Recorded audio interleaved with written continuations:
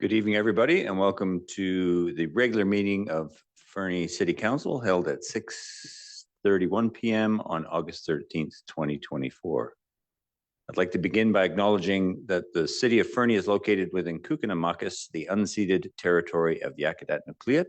We recognize that we live and work within their vast lands.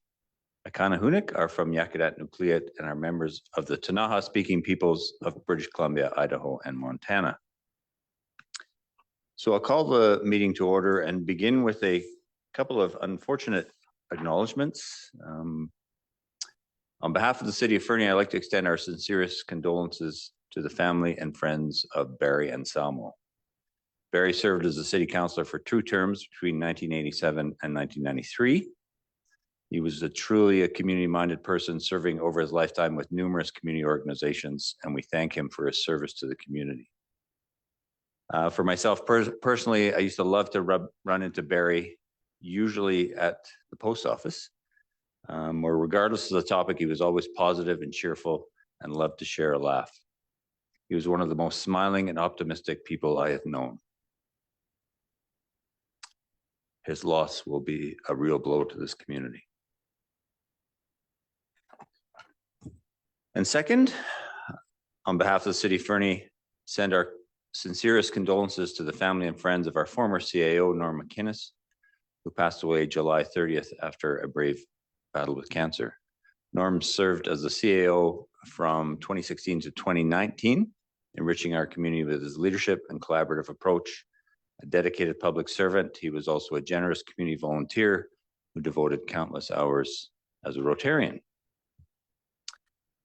And on a more optimistic note, many of you will have seen there was a housing announcement by the British Columbia government in partnership with BC Builds and the Elk Valley Family Society.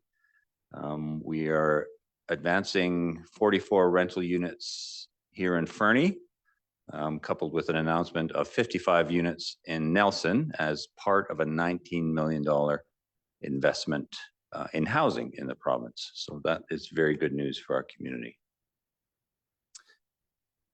I will look for a mover and a seconder for approval of the agenda. Moved by Councillor McIsaac, seconded by Councillor Hamilton. Is there any discussion? All those in favor? That is unanimous. Thank you.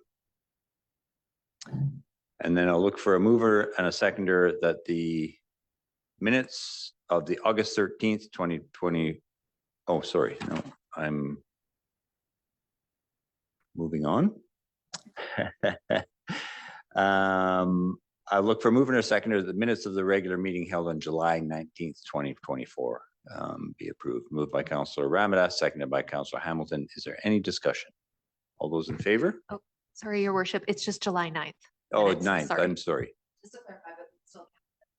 Okay, thank you. Thank you for that clarification. We've been away for a while. Yeah, the training wheel's back on. I now would like to open the floor for public participation and invite the public in attendance or participating electronically who wish to comment on items listed on the meeting agenda in accordance with section 3.7.3 of the procedure bylaw to address council, except speakers must not address council regarding a matter for which a public hearing must be held or has been held pursuant to the Local Government Act prior to council's consideration of the matter or adoption of the bylaw. Speakers must not address council regarding a permit for which public notice must be given or has been given pursuant to the Local Government Act prior to council's consideration of issuance of the permit. And a speaker may only address council for a maximum of 3 minutes. And before I invite folks up, either in the room or online up to speak, I would ask for a resolution to extend the public input period to accommodate everyone's 3 minutes. Moved by Councillor Audia Kelly, seconded by Councillor Shoesmith. Any discussion? All those in favor? That is unanimous. Thank you.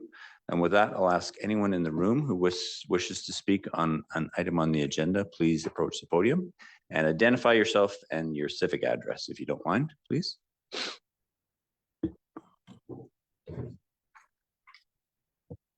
I'm Eden McGregor, 4 Silver Ridge Way, Fernie, BC. By shutting down the community center, the city of Fernie is essentially cutting the legs out from under the Fernie Volleyball Club. Last year, FEC supported over 150 athletes, the vast majority of whom are teenage girls. Last year, 60% of our programming was held at the community center. It allows us to run practices for 2 teams at the same time. 1 hour of community center practice time equals 2 hours of max Turk time. Last season, FEC had teams practicing for 13 hours during the week at the community center. To transfer this to max Turk would require 26 hours of gym time. Despite the city of Fernie's claims to be helping to find alternative venues for the community center user groups, this is an unsolvable problem. This will also have implications for Max Turk user groups, as they will need to compromise as there is more demand now for the gym time at Max Turk. Isabella Dickin doesn't work for us as the ceiling height is too low. The MPE and ASC reports were dated March 11th and 13th, yet the community center wasn't shut down until June 12th. It doesn't feel like an emergency safety decision if the city of Fernie waited 3 months. According to these reports, mold was non-toxic and was found in the 2nd floor and upper stage and 1st floor storage rooms. The gym never had elevated mold spore counts. The structural integrity of the community center is not an issue, as it is made of steel. There was no professional that ever asked for this building to be closed. I'm not suggesting that the community center stays open past this winter, but there is no hope for an alternative within the Elk Valley for this winter, and this leaves over 150 volleyball kids and countless other kids and adults without a facility to practice and train. The ASC recommendations, in short, on page 8 states that mold and water damage materials should be properly remediated as per WorkSafe BC guidelines. Further inspect the ceiling spaces looking for mold, continue to monitor air quality going forward, address and rectify the underlying cause of water accumulation, maintain and clean the existing HVAC system. In short, you need to patch the exterior holes, quoted as $40,000 in the MPE report, have Winmar mitigate the mold, cost unknown, clean the HVAC system, that is quoted at $500 to $800, and monitor air quality. None of these solutions require engineers, building permits, or a lot of money. It's clear to me that the RFD report being presented today is meant to deter council from allowing for the bare minimum cleanup of the community center by saying reports, inspections, and budgetary amendments will need to be done, making the project cost and time prohibitive. I've just outlined what the MPE and ASC reports have recommended, which are common sense steps for getting the community center up and running for this fall. With all due respect, I'm not aware of what Mr. Logan's qualifications are that make him the authority for making the recommendations found in the RFD. The ASC and MPE reports, both written by accredited professionals in their respective fields, both give clear recommendations for a minimum procedure for the community center to keep it operating in the short term. Thank you for your time. Thank you. Would anyone else like to speak? Hi, my name is Ailish Leith. I live at 10 Mount Clower Street here in Fernie, BC, and I'm an athlete with the Fernie Volleyball Club. This upcoming season, I'm heading into my U16 and 4th year with the Fernie Volleyball Club. My experience with them has been amazing, to say the least. Through this team, I have made connections and friends that otherwise I would not have known. With these girls, we have made an extreme effort to show the bigger and more well-known clubs of Alberta that we are meant to be there. My team over the years have medaled and continue to grow as a unit, with girls traveling from as far as Cranbrook and Elkford to play on this team. We strive to be better every time and be our best selves, which involves lots of hard work and practice. I myself don't have a secondary competitive sport, so volleyball has become extremely important to me, my family, and my life. Without the Fernie Volleyball Club and their dedication to youth sports, my team and I would not have performed as well as we did at the 2024 BC Summer Games, having podiumed. Fernie Volleyball has given me the opportunity to be a part of something bigger than myself, and we have become as close as family. Thank you. Thank you. I'll have to ask you to refrain from applauding, and while I very much appreciate your presentation, Ailish, we have to, depending on where people fall on this issue, we have to respect everybody's comments. So thank you. Anyone else like to speak?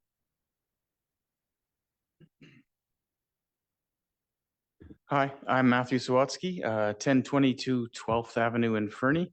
I'm here on behalf of the Fernie Youth Soccer Association. Last year we had 116 athletes using the community center. We had another 25 on a wait list. We had 9 teams running through there, 3 of which were running twice a week. We've been looking high and low to find a space to keep these kids playing this winter, and it's been challenging. We haven't found anything so far. We're also really concerned about the costs. There's been talk of kids going to Cranbrook, which will potentially weaken our clubs. If they are happy in Cranbrook, they may just decide to stay there. So I know that it's really challenging. And if there's a way to keep the center open and to keep it healthy for the kids, we would really appreciate that. I would also like to express our interest as a club to work with the city of Fernie to find a long-term solution for all of these growing sports, not just the soccer club. So we understand that it's challenging, and we just would like to say that we are here to work with you, and we hope that we can find a solution for this winter for these kids. Thank you. Thank you, Mr. Sawatsky. Anyone else?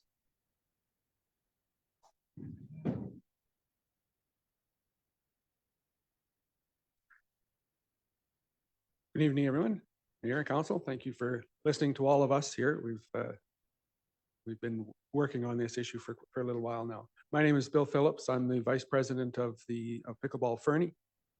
We have about 130 members actively using the community center during the winter months. We're probably one of the most active users of the community group. The community center, we book about 23 hours a week. And the nice thing about our demographic is we're all old fogies, most of us. But so we can book during the day when other groups like the youth groups are usually playing at night. So we get to go in during the day, and that helps fill the time in the community center. Without the community center, that will all disappear. We, like everybody else, we're looking at Max Turk as a possible solution.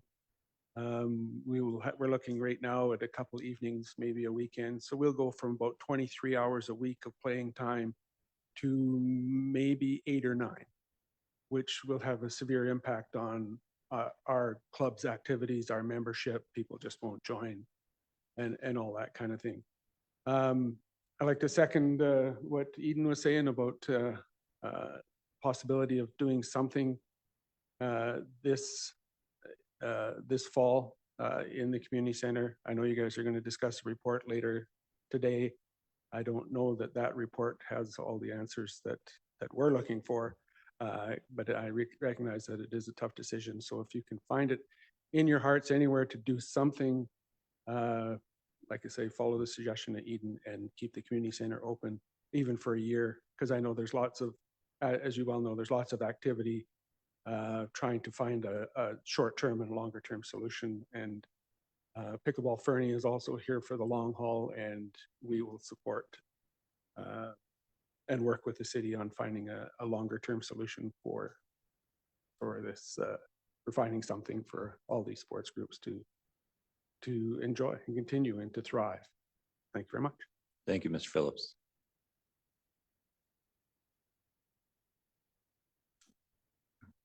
Mayor and councilors, my name is Steve Hunter. My address is 5311 Highline Drive. It is in Area A, and I'd appreciate a chance to make a comment. I've been in this area for 26 years, for a long time, and for most of that time I've been involved in sport in one way or the other: freestyle skiing, pickleball, Fernie Nordic, ski patrol. So I'm a big supporter of sport. This year, in the past few years, I've had the opportunity to go to the community center 2 to 3 times a week to play pickleball. And after we finish pickleball, there's always a group in there that comes to walk, 12 to 15. I'm not going to use the term senior because they're more elderly than senior. They're super seniors, and some that are infirm. But in the winter, this is the only place that they can do this. So I would ask that when considering options for the community center, that the mayor and council would look at an option that provided them with a space, even if it is only for this winter, while we get another solution in place. Thanks. Thank you, Mr. Hunter. Anyone else?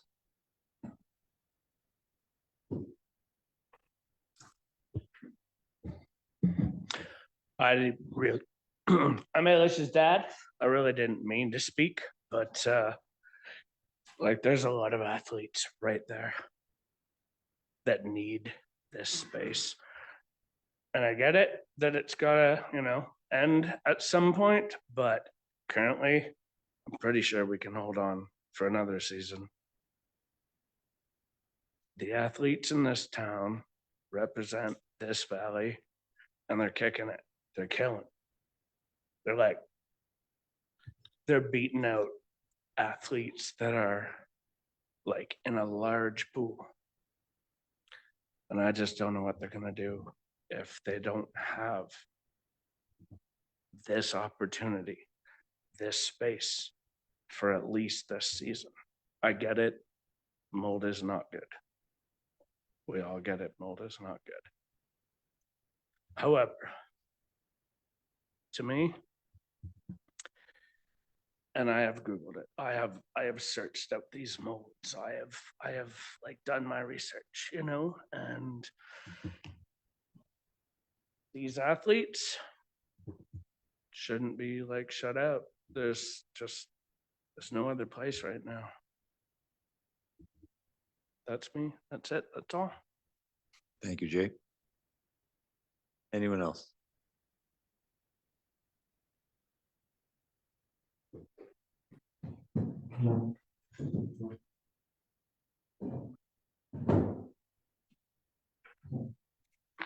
Hello, Jocelyn Sombrowski, 30 Park Avenue, Fernie, 1M3.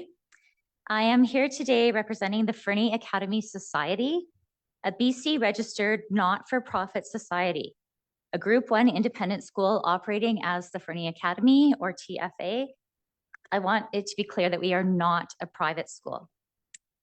I would like to impress upon you the importance of the former community center as a gathering space, not only for all of the user groups in the community, but specifically for our kindergarten to grade 12 school.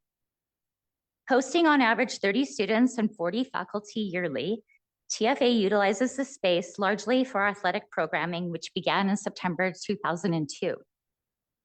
The impact of losing such a space means that our K-12 students lose a warm and covered facility to experience physical education classes daily from 12 to 3:30 p.m. Without the space, we are unable to host after-school intramural sports, and most devastatingly, we will not be able to field BC school sports teams for our grade 7 to 12 athletes. Academically, we host all of our gathering events in the community center. Without such a space, we cannot host presentations, guest speakers, school plays, dances, and other whole family fundraisers. TFA needs a gymnasium space to continue our programming. If the community center cannot be made safe for us to use, for all users to use in a quick and affordable manner, please consider all other options to help service TFA and all of the user groups of our community. Thanks. Thank you, Mrs. Sombrowski. Anyone else?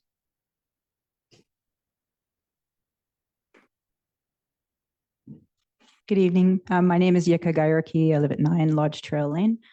I am representing myself as a resident, but also as the executive officer for Tourism Fernie. I also have a child in sport and soccer, so the community center has been important to our family as a venue, especially in the winter season for his athletic pursuits. The community center size and scope is not to be forgotten, and its importance to the community as a venue for multiple things. Sports, as you've heard, but also for economic development, and whether it is somebody's wedding, a fundraiser for a local nonprofit. I know Mel's here from the Trails Alliance, and they do their trail raiser at those events. To multiple, the mine rescue event's been there. There's been so many events at this community center because it is the only one of that size. And that's important to tourism and to the community members. And I think it's really important to ensure that we work together as a collaborative to find solutions for another venue space. Perhaps there is an opportunity for this season to do something creative in that space. I don't know, but we are definitely working together on what could be a short-term, medium-term, long-term solution. And I really look forward to working with you guys and Mayor and Council on those solutions quickly, because I can see the long-term and short-term impacts just over the next year if they're left without a place to go. So it sounds like from what I hear, there are no other options. And if there are any options, they're not adequate for many of the activities. So it is dire straits. Thank you. Thank you, Ms. Garricky. Would anyone else like to speak?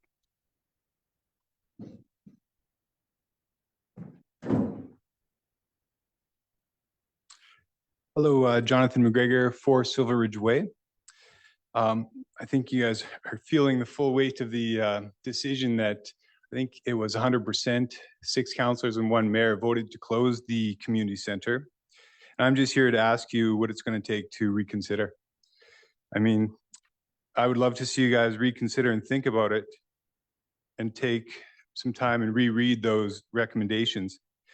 If you can get to 90% thinking about it, the air quality recommendations had 4 points: remediation, which recommended wearing N95 gloves, masks, and following Workplace BC recommendations, HVAC maintenance, and further inspections and resampling.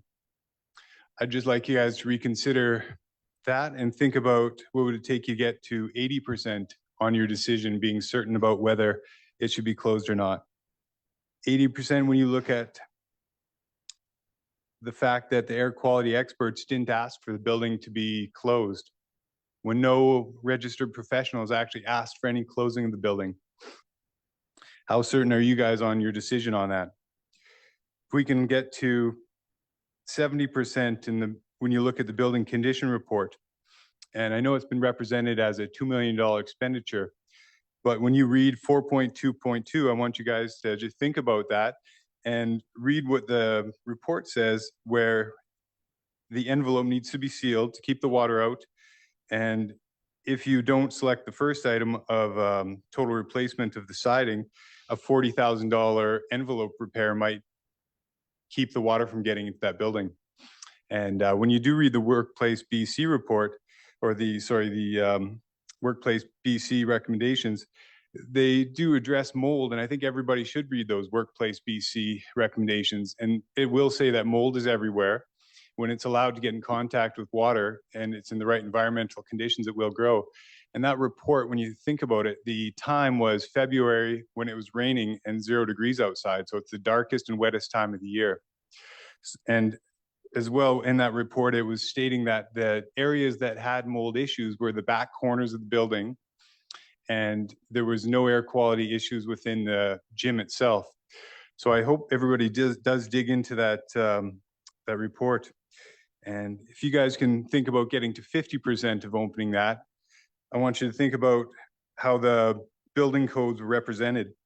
Now, building codes are not retroactive. We don't have to apply that building to current building codes. The building codes that was built to were in the 70s, and you can't apply retroactive building permits or building codes. So when there's a lot of building code references, it doesn't mean anything until you pull a permit. So I want you to think about that in your condition or in your decision making. And in the representation of the reports from staff, I saw something recommending that the current building inspectors didn't think that it was feasible with the budget to maintain that building. Now, I think that was represented quite poorly in that building inspectors don't actually have any budgetary components to the scope of their work. And I would really like you guys to make your decisions based on the reports by professionals and not by the reports from staff that have been quite heavily favored into closing the building outright. I think you guys realize the full weight on all the kids in the community. I'll have to stop you there, Mr. McGregor. You're at your 3 minutes. Thank you. Thanks very much. And I just do hope that you guys represent the community on this one, and that I don't feel like staff has been representing us, but I hope you guys remember when you're making your decision, that is your guys' jobs to represent the community. Thank you. Anyone else in the room would like to speak?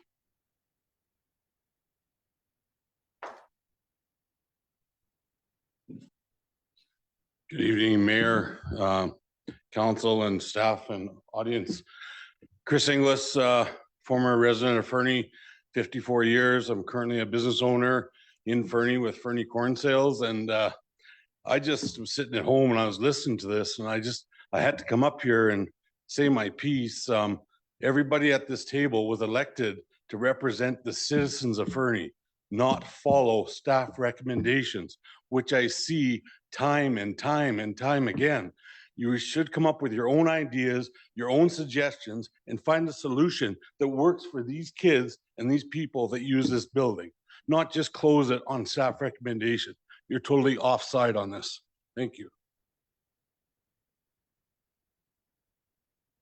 Anyone else like to speak? Seeing none, I'll turn to Ms. Chown. Is there anyone online who's indicated? Okay. I did want to thank everybody for their input. It is the voice of the community is very important in this conversation. So thank you for taking the time to come out and present this evening. It was very much appreciated.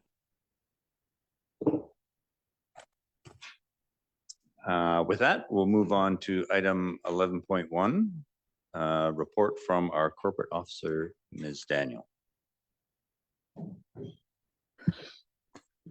Awesome. Big audience tonight. Thanks, guys. Apologies to everyone in advance. I have a bit of allergies, so I'm out of breath and sound very nasally. And so tonight, firstly, I'm going to speak about a request from the Fernie and District Arts Council for a liaison appointment to the FDAC board.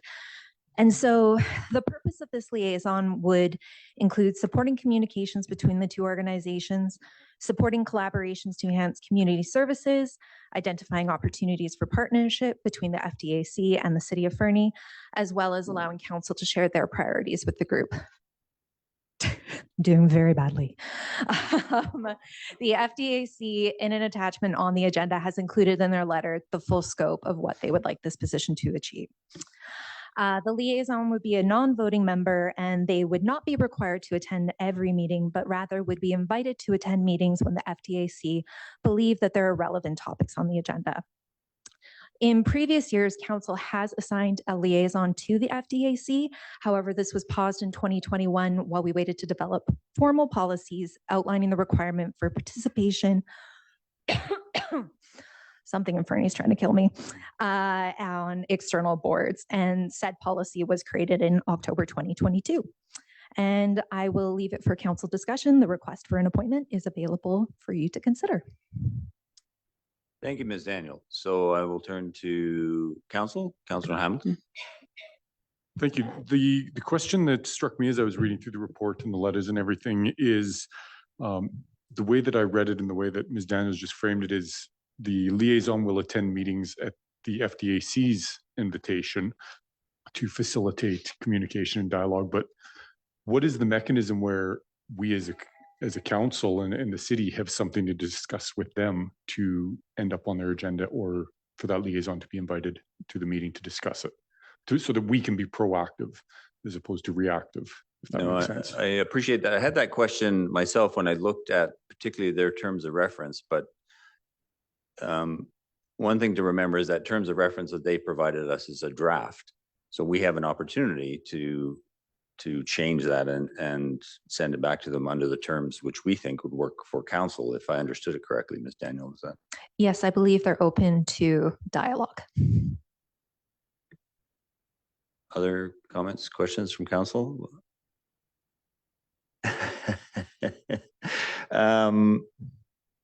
Well, I'll ask, does anybody have an interest in being the liaison with the Fernie District Arts Council? Councillor Nixon? Well, thank you. So with that, we will, if Ms. Daniels can write his name into the recommendation. Would you like me to read the resolution from over here? Please, if you don't Okay. mind. That council appoint Troy Nixon as the Fernie and District Art Council Board Liaison. Mover, Councillor McIsaac, seconded by Councillor Hamilton. Any further discussion? Councillor Hamilton? I would like to have something in the recommendation that alludes to the fact that we need to adjust the terms of reference so that we are able to communicate directly with them. Ms. Daniels, so could we add something subject to agreed upon terms of reference? Yes, we're just going to do a little bit of gymnastics here. So if Councillor Hamilton, you could move a motion to amend to include. Sorry, I'm just writing and speaking at the same time. That always works so well because I just wrote speaking. Amend to include, words are failing me right now. Sorry, a communication requesting. Or just to, with updated terms of reference. Subject to agreed upon terms of reference. Yes, I will move that amendment. And we'll just need a seconder. Seconded by Councillor McIsaac. Any discussion on the amendment? All those in favor? That's unanimous. And then back to the original motion. Any further discussion on the original motion? Councillor Ramadas. Your Worship, this this request is good.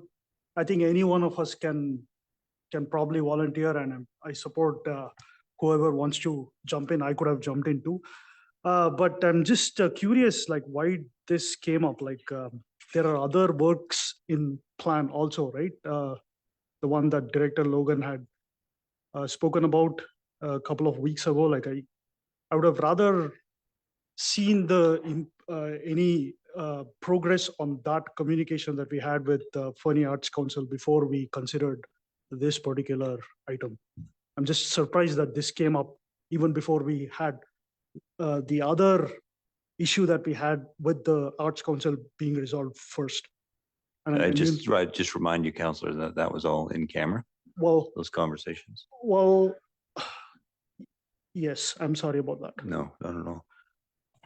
Yeah. I'm sorry about that. No, that's understandable. Yeah, but there was, just for clarification, Mr. Logan, you were working on and I forgive me, the name escapes me, a separate sort of engagement process with our community partners. Is that correct?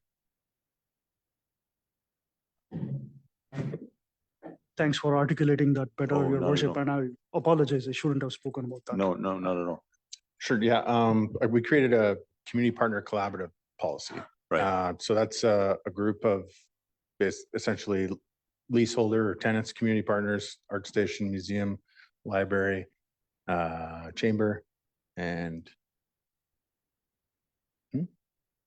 Tourism Fernie is part of it. Yeah. So we meet every couple of weeks and talk about issues. There's no authority of that group. There's no, they can't provide any direction or recommendations to council. It's a sounding board. It's a collaborative approach to, problem solving and sharing of information. So that helps. But that on its own doesn't negate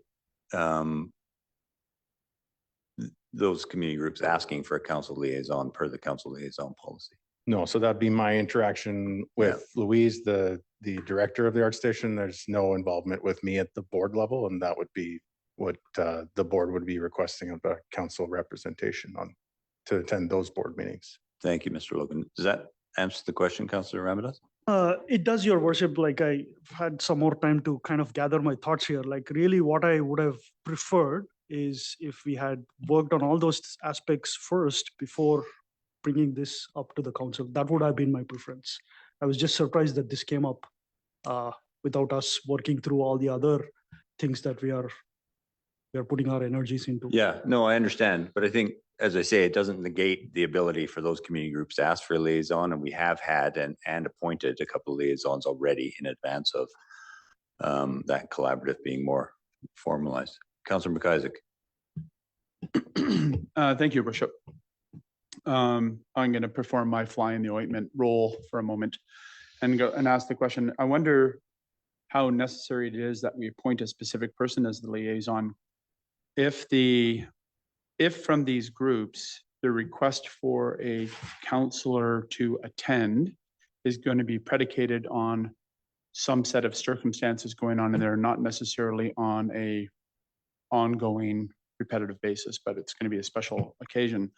I wonder if it would be better if we simply just gave community groups, like our tenants and so on, the opportunity to request a counselor to attend an upcoming meeting with a provided date, as opposed to having a guaranteed person. Councillor Nixon may not necessarily always be able to attend if we're going to receive specific requests and so on. And then we're going to be in the position where we have a liaison, and then we've got a auxiliary liaison if they're not available and so on, as opposed to simply having a request come to council saying, on this particular date, can we have a counselor attend our meeting for discussion, blah, blah, blah. Or maybe that's provided as an alternative to having a dedicated liaison.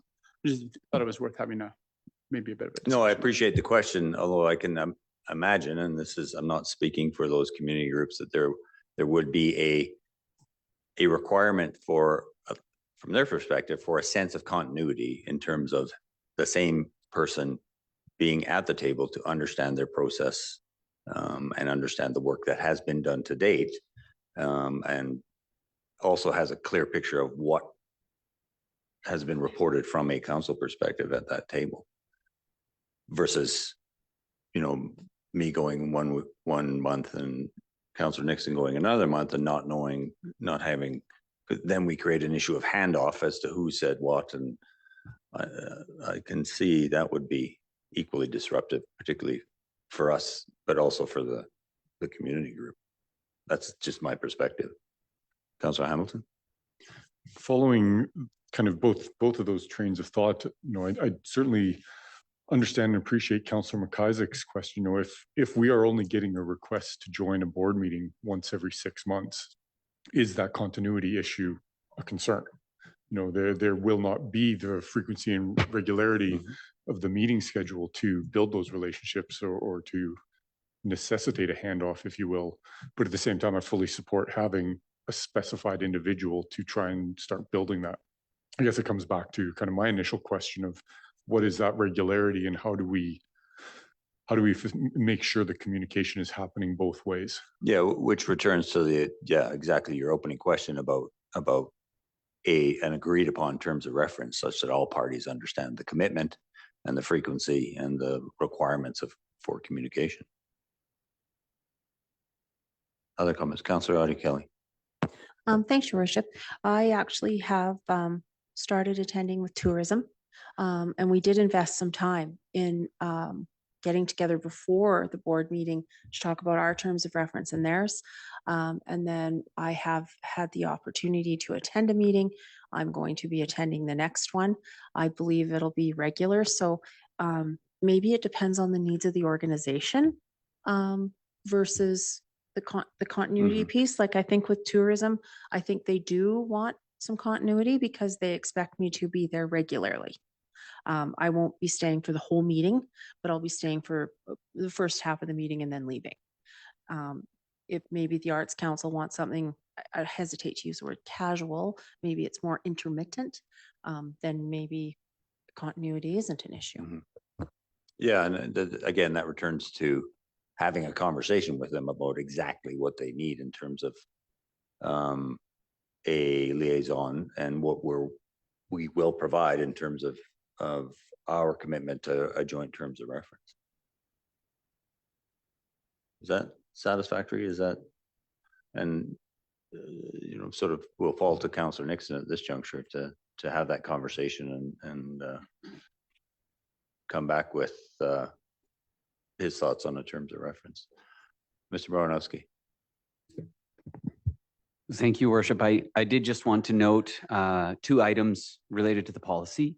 The policy objective is to enable the City of Fernie to assign a member of council or staff as a committee member, liaison, delegate, board appointee, or regional government board, etc. So the intent of the policy is that a councillor or a staff member, depending on whether their liaison or other role is appointed, rather than that a liaison be rotating, although appointees and alternates are similar. And as you go through the policy language, an amendment to that policy could address that. The other piece I wanted to flag is that there is a clear requirement in terms of what council shall consider in determining whether you appoint someone. And 1.5.2 specifically notes that the board or committee must have a specific and approved terms of reference or similar guiding document. And so I think your amendment pending approved terms of reference is critical to keep you in keeping with the City of Fernie's policy that governs our participation, both as council and as staff on external boards and committees. Thank you. Councillor Nixon, did you have a comment? Yes, thank you, Worship. I was just thinking, and I'm not going to try to guess what the Fernie District Arts Council is trying to get at, but having a draft terms of reference, maybe that's the first thing that we do is we finalize that. So it could be something like that. Thank you. Other comments? Seeing none, I'll call the vote. All those in favor? That is unanimous. Thank you. If I might, Your Worship, one small clarification on these requests. They come forward following the policy, which states that as they come in, they're brought forward to council at a regular meeting. And so it's not so much a matter of staff prioritizing the order. It's just that as they come in, we follow policy and get them onto your agenda for review as such. Thank you. Thank you. Ms. Daniels, item 11.2. Thank you, Your Worship. So I'm just here quickly to speak for a policy for the George S. Magic Spiritus Award Program. Established in 2006, the award recognizes an unsung hero in our community. However, since its inception, there has never been a formal policy or procedures for running the awards program, instead relying on past practices to guide staff work. So I'm here today recommending adoption of a formal policy so that we can confirm council's wishes for the operation of the program. The mayor and I met with Ann Magic back in June to discuss the proposed award policy as well as the future award program. The Magic family will graciously be providing the take-home award rock for the next 3 years, 2024, 2025, 2026. And then after 2026, which will be the 20th anniversary, the Magic family have agreed this would be an excellent opportunity to transition the award to, say, a Spiritus Award versus having George Magic's name in there. That being said, his legacy would be kept in the description of the award, but it would be a more general award going forward. So in this policy, there is an annual review of the policy when council considers nominations for the awards. So should council wish to make that change in 2026, we would be able to consider it at that time. And I'm here to answer any questions you may have. Council, any questions for Ms. Daniel? Seeing none? Oh, sorry, Councillor Nixon. Okay, I thought somebody else was going to talk as well, but I guess I'll just talk. First off, I want to say, thanks to the Magic family for doing this for the last bunch of years. And I've been part of it for the last 6 years, and I think it's been really, really nice. Secondly, I think we need a bigger audience for this, for the Spiritus Award, for the George Magic Award. And I think I said this before, but it was like, it would be great to see it at a July 1st Canada Together celebration or something to that effect, because it does mean a lot to people, right? So we have some great people in this community that do a lot of work. So that would be my sort of preference if we were to have something with a bigger audience for this event, rather than in council chambers and people are busy getting 6:30 or 6 o'clock at night on a February, whenever we had it. I can't remember. February, anyways. December. Yeah. Sorry. Yeah. No. Yeah. Comments, Ms. Daniel? That would require a bit of a change to the process. Yes, I have been here for 7 years, so I've had the Canada Day has been mentioned before, and the last time this conversation was had, it ended with the kind of like the purpose of the award. It's nominating an unsung hero, someone who usually is fairly reluctant to be in the public stage and the public light. That being said, if council would wish to recognize them on Canada Day, we could have a quieter ceremony initially and then see if the person is interested in attending Canada Day, at which time we could laud them for their efforts. But we also could just be like, no, we think you're amazing. We want to celebrate you at Canada Day. So I would leave that to council's discussion and discretion. Well, and sorry, Councillor McCusick, I see your hand up there, but I can't help but think, for example, our last recipient would not have attended a larger event. And even the recipient prior to that was incredibly moved by it, but I don't think wanted the attention beyond the small reception that was. So that's my limited experience with it, but happy to hear other thoughts. Councillor McIsaac. Thank you, Worship. Well, I appreciate where Councillor Nixon is going. I actually think that tying the Spiritus Award to Canada Day would actually diminish it to a certain degree, because it would kind of be lost in the larger events of the entire day, and having a separate and special ceremony for that. And granted, it is albeit a small and intimate one, but I think that that is completely appropriate for the nature of the award. So I would like to keep it separate as opposed to rolling it up into a larger event. Yeah, I tend to agree, given my limited experience with it. Other comments? Councillor Roundas.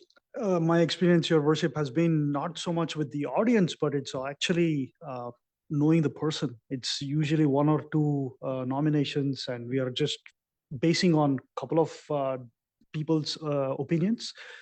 And again, no disrespect to people who eventually got the awards, but for somebody like me who's been in Fernie only for 14 years, I don't have the experience of knowing people in person. So I don't know what mechanism will be better, but I just feel like a better advertising campaign or a word out in the community would be a better way to nominate people, rather than just one or two applications. And someone like me adjudicating on whether this person should deserve the award or not feels like not really respecting the integrity of the process. Yeah. Okay. Enough. No, I appreciate that comment. Other comments? Seeing none. I'll ask actually Ms. Daniel to read the recommendation, and we'll. That council adopt the George S. Magic Spiritus Award Policy CP 2024-002. Moved by Councillor Hamilton, seconded by Councillor Ramadas. And just one further discussion point. We had a very, like, an excellent conversation with Mrs. Magic, and we will have an opportunity at sort of 2026 anniversary to dig into it once again. And I think it's working now, and I think we should sort of continue. Personally, I think we should continue the way we're going, and very much appreciate their support and their ongoing support for this award. Any other discussion, Councillor McIsaac? Just one final point, Your Worship, and that is, as we've run out of the Sault Ste. Marie rocks, which is, was George Magic's home for long before he came to Fernie, as we're transitioning this to a larger Fernie awareness and so on, I think it would behoove us to seek out someone who could find some special and interesting Fernie rocks that we could start adding to the collection to be given out for future ones following the Magic family's. 100% agree. Yeah. Ms. Daniel will make a note. I already have some nefarious plans underway of what we can do.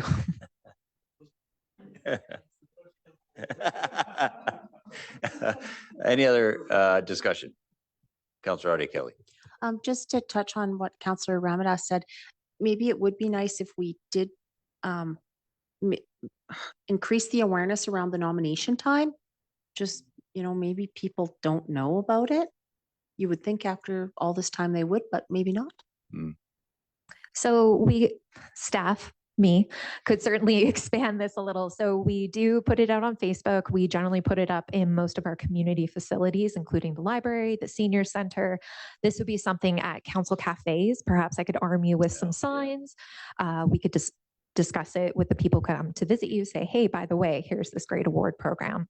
Do you know? And I can always speak with our communications manager, Liz Rhodes, to see what else. Perhaps we could do maybe a single radio ad. Not a single, just one time, but one written radio ad. Thank you, Ms. Daniel. Any other discussion? Seeing none, I'll call the vote. All those in favor? That is unanimous. Thank you. And thank you, Ms. Daniel. Item 11.3, a report from our Director McConnell. Thank you, Your Worship. I have a brief presentation.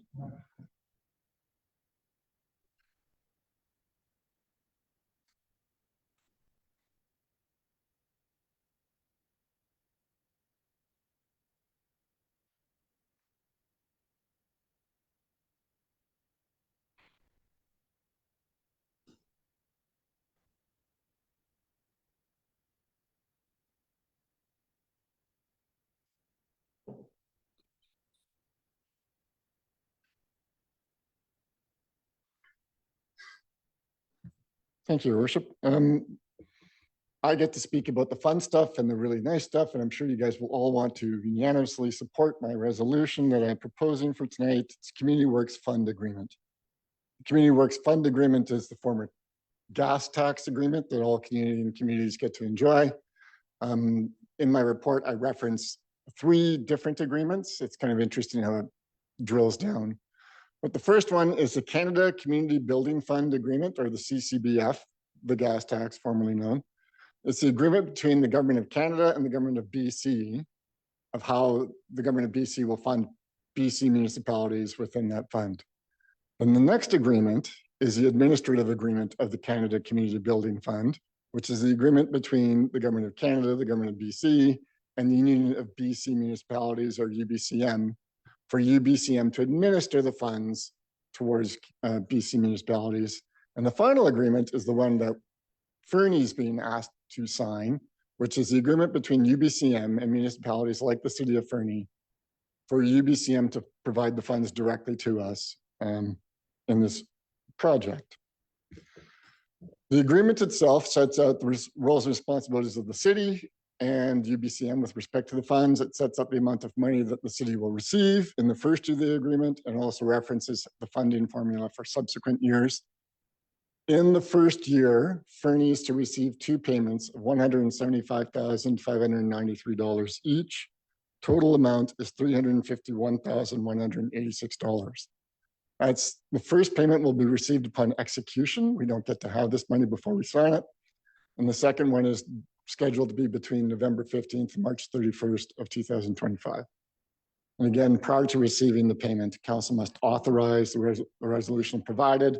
The resolution contains a few more words than we would normally use. However, in their cover letter, which is attached, they clearly identify that they want the resolution to authorize the mayor and the corporate officer to sign the agreement. And that's it for me. The recommendation as the city of Fernie authorize entering into the agreement and authorize the mayor and corporate officer to sign it. Questions from council? Council. Thank you. I'm just curious if staff knows if there's any communities in BC that don't sign this.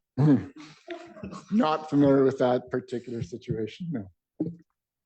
I do know, Mayor and Council, that there are a number of communities like us who were waiting for this letter for a long time because it was trapped in spam filters. And so we're a little late in signing it, but I don't know of any that that won't be signing it. Other questions or comments?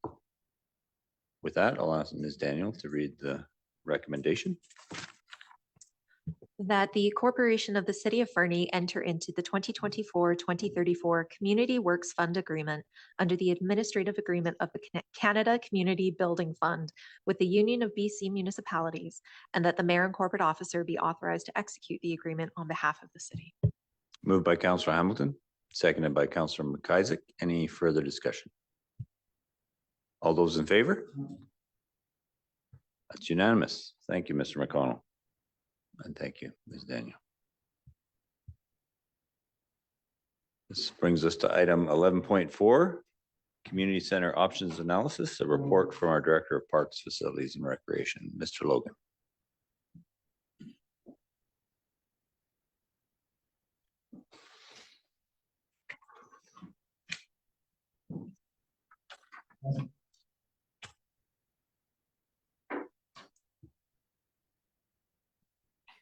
Thank you.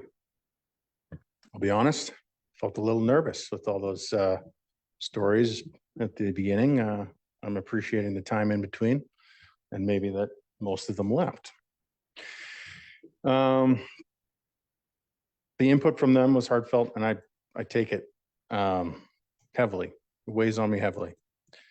I definitely empathize with a lot of the stories and concerns they brought forward, and I don't envy council on the decision they got to make here at the end of this presentation.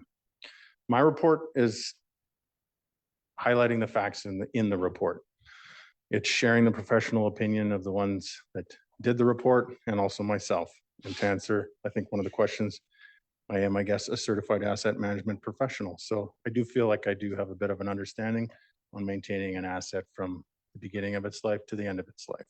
Unfortunately, I wasn't here for the beginning of this asset's life. So getting started, let's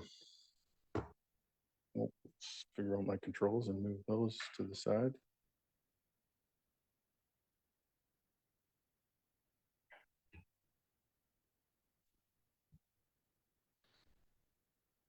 Okay, so I'll start with a bit of a background. It was June 12th, 2024, the difficult decision was made to close the community center. That was a result of an indoor air quality assessment triggered by some indoor air quality concerns. At the same time, we provided a facility condition assessment to complement that report for more information to council on the 54-year-old building. So since then, we've worked on transition plans to successfully accommodate a number of bookings, some that were 8 days away. We've also worked to explore short-term solutions with user groups that the closure has displaced. We've removed some of the belongings from the facility, or all of the belongings of user groups from the facility since the announcement of the closure, working towards a decommissioning plan. We've also removed some components and fixtures, as mentioned by council, as a suggestion as we worked towards just decommissioning the facility. There's also been a community working group established. They're exploring short, medium, and long-term solutions, and they've been assigned a staff person to attend those meetings and provide additional information as they can. So following the community center closure on June 12th, council directed staff to perform an options analysis. And as a result, I've reached out to the original condition assessment providers and others to understand the timelines and costs of additional options to be presented to the council in the future. So procuring this option analysis from a team of registered professionals would require a budget amendment of approximately $40,000. It would take approximately 2.5 months to provide those options to the council via a report. And once received, the council could then action staff to pursue one of those options. Then I would take that direction. I would choose a vendor using our request for proposals and using our purchasing and tendering policy. And that would take an additional time to award. So these options would not be completed for displaced users to use the facility in the upcoming winter season. So within the report, there's a number of things to consider, and I've laid some of them out here. So these are some of the things that should be considered if we're going to invest in a facility that's way beyond its life expectancy. Structural concerns. There's a number of them. There's a number of hazards related to them, and these would need to be addressed, in my opinion, and others. Some of them are some foundation issues. So if we were going to fix the facility up to new, the foundation that it's sitting on would need work. It's not to code these days. It's not deep enough in the ground. It's already exposed. It's cracking and heaving and creating some undermining conditions. Sorry, Mr. Logan, that just sort of compels me to ask, given some of the comments earlier, that while we wouldn't apply the building code retroactively, once we start to make structural changes to that building, it needs to comply with the current building code. Is that correct? I'm not a building official, but I do have some experience working with them, and there is a bit of a threshold, and what it is, I don't know. You can do some renovations, some repairs without triggering sort of a retroactive building code. But if we're discussing the potential to fix the building up to new, which was one of the requests, if I can get more information on, I would think 100% we would have to be considering new building code. Whether that extends down to the foundation, I don't know, but we need some registered professional to deem that structurally sound to build a structure on top of it. And that's where the registered professionals come in. They're the ones that are going to evaluate the individual situations and provide recommendations. And then basically, the building officials are just relying on those registered professionals' recommendations to make sure that they got completed. Thank you. Extensive roof damage. There was noted that 40 grand could patch the roof so it no longer leaked inside, and that's true. but the damage is extensive, and you're still dealt with everything that it's caused inside the building. So we can seal out the roof so it doesn't leak, but we're still left with mold potential behind the walls, mold potentials in the ceiling, and none of those things we've explored yet. The exterior cladding was, oops. Councillor Hamilton, sorry, Mr. Logan. Thank you. Just as a question around that idea of like just replacing the exterior cladding, we wouldn't literally just kind of be putting a wrap over top of it. We would have to peel off what's there, which was likely going to expose a lot of potential issues, correct? Or Yeah, can you kind of walk me through what that sure. So solution looks like? There's, you know, a seamed metal roof up top. They note in the facility condition assessment that a lot of the fasteners are loosening. You know, there's visible holes in the roof. Everyone knows that there's icicles that build up and hang on the end there. And then the exterior cladding. So the entire thing was built without a vapor barrier, which I've expressed in other report or other presentations. And basically, yeah, so if we decided to say replace the cladding or replace the roof, we would uncover probably more issues that would need to be addressed. I think the $40,000 was a bit of a Band-Aid fix.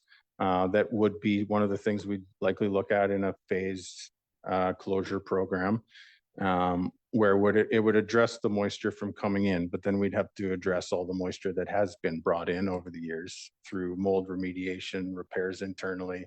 And they do note a number of structural concerns related to dimensional lumber that is behind those walls that we have no idea, right?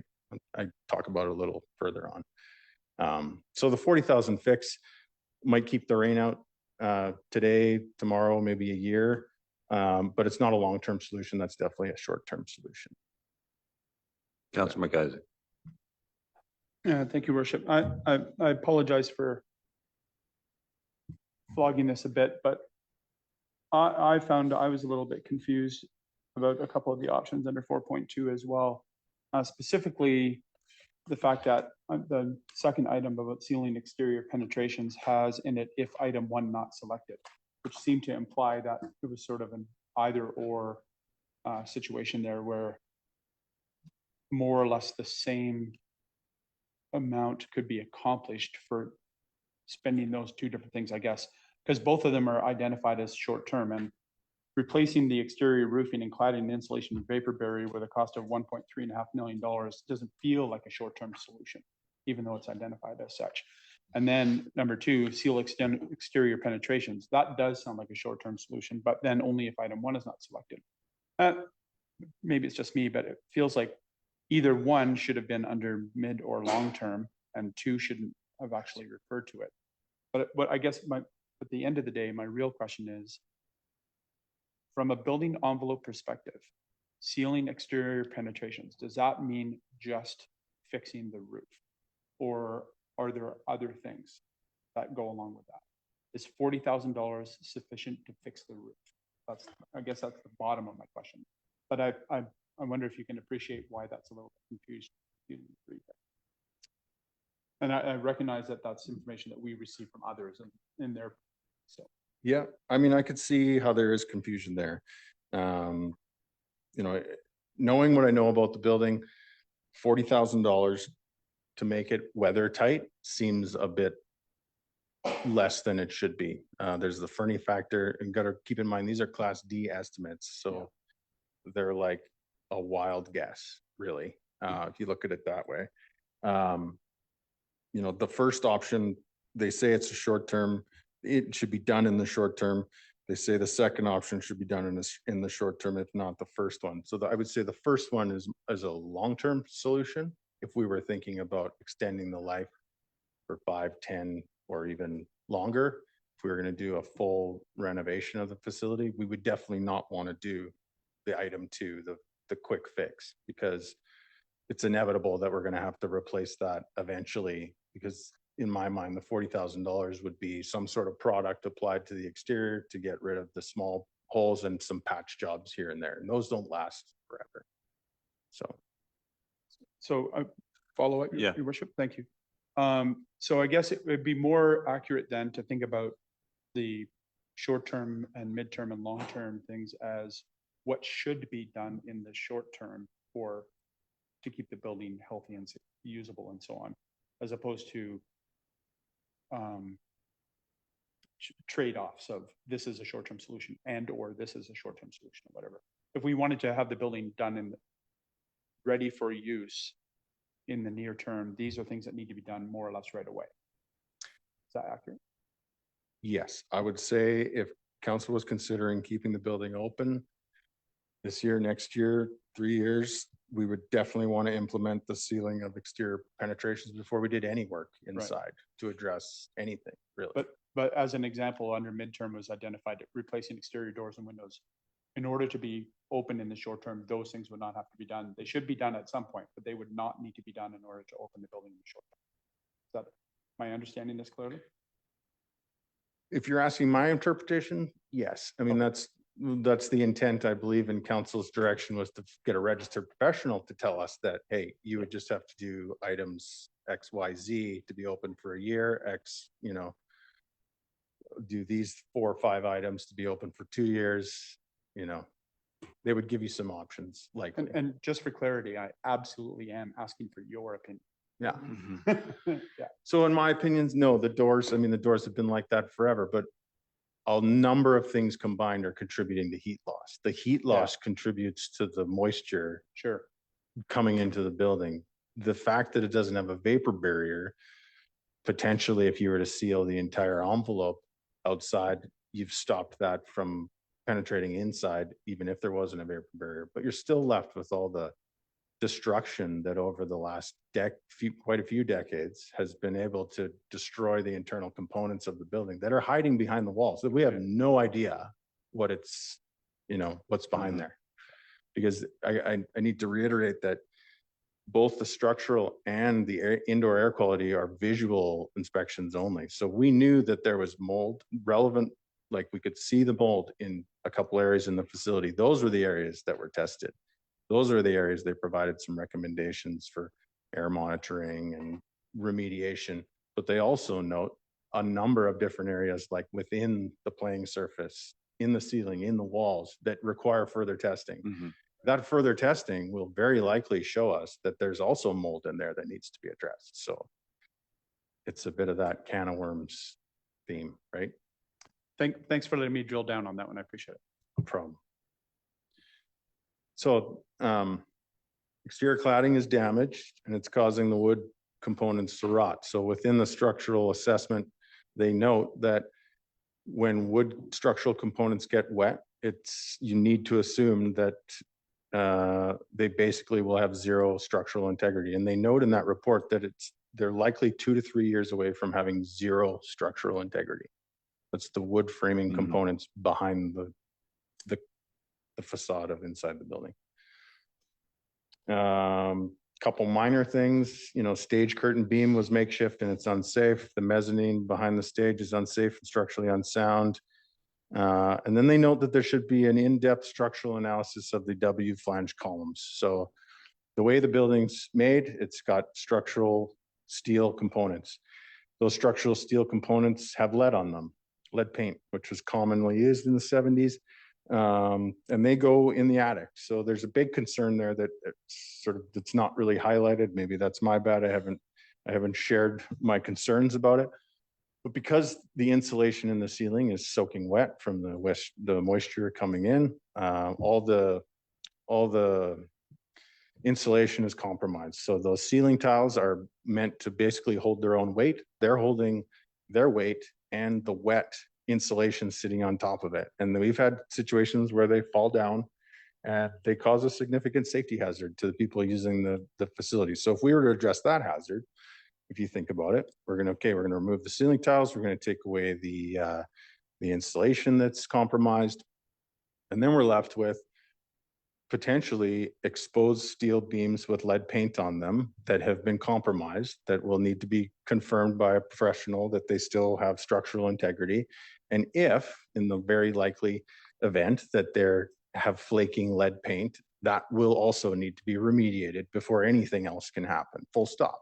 So I have experience with that in the arena where we replaced where we beefed up the web trussing in the arena, and the plates in there were covered in lead. And at that point, that wasn't a cost of the project we had anticipated, and it was an additional cost. And these were small plates, and it was significant. It stopped the whole project. We had to remediate all the lead paint on these components before any work could continue. And that's very likely the same situation we'd end up if we started mucking around with the ceiling in the community center. So, Mr. Logan, we've never been able to facilitate even a visual inspection of those arches across the ceiling. Is that correct? Like from the entire span? So they note in the report that the people that did the assessment, they were able to gain access to the attic. We provided them a man lift so they could. And it was a very minimal sort of observation. And they noted that the material that was sprayed to the roof that had some insulative qualities had been falling off. So it's showering down on top of the insulation. They noted that the insulation was wet. They noted that there's straw insulation up there. And just from my experience and interactions with my staff and understanding sort of what they go through in a day when they're replacing broken lights from soccer balls or volleyballs, that material is raining down on them as they're working on it. So we haven't sort of pursued that to see if it is lead paint or if it is, requiring abatement. We haven't gone that far, but again, further testing, further analysis would show that and what it would cost. The report does suggest that the spray foam insulation contains asbestos. I'd have to double check in the hazardous material inventory. There's a lot of things that were suspect to have asbestos, and I can't remember off the top of my head if that was containing or not. Okay, thank you. So yeah, those W flange columns, they potentially are corroded and compromised and would need to be evaluated. Safety concerns. We've got a number of them identified that directly impact the staff and public's well-being. A couple of those are the electrical service cabling. So in that report, they mentioned, it's actually staff that has mentioned that during the winter months, the supply cable to that building, the electrical service that hangs off the mass of the building, has significant ice buildup. So that main electrical line to the building has a tremendous amount of weight from icicles on it. My staff can't get near it, nor should they. It's a major safety concern. We try and chisel the ice away from it around within a safe distance, but it's very likely that with the heat loss through the building and the added icicle buildup, that one day that could just snap off and we would be without power to the building. We'd have to run a new line to it. So that was something that was noted as needing repair in the electrical section.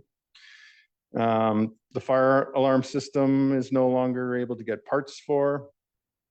And many areas obviously have asbestos, mold, and lead paint that would require abatement if we were to open up walls or try and address some structural issues that are noted in there, or address those high risk